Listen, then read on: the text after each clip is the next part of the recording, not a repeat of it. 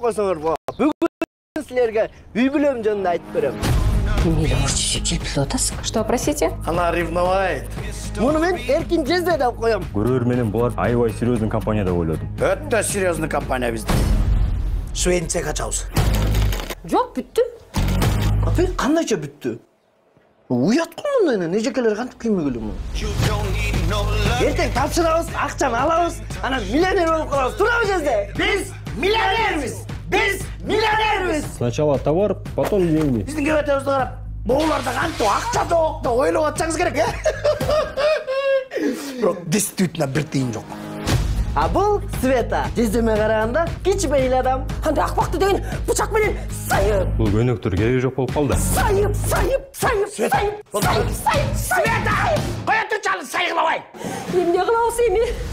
Баласын уурдап туруп, анан акча сурайбыз. Ами? Бул шишип кеткен го? Бул Шүбейланын баласы эмеспи?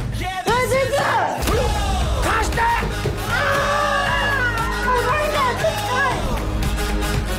Обязательно кыска шорт кийиш керек. Кантип жардам бербей калып? Чек-чейген соска сырбаңыз. Соска? Мен соска? Эмне алып атат? Эй, жаным күчүгүм десе. Ата бул ким? Эмнеге келди? Менин атым Аман.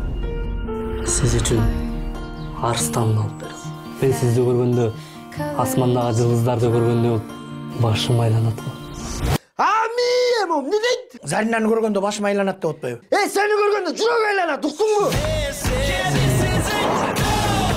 Ты терминатор го жезде?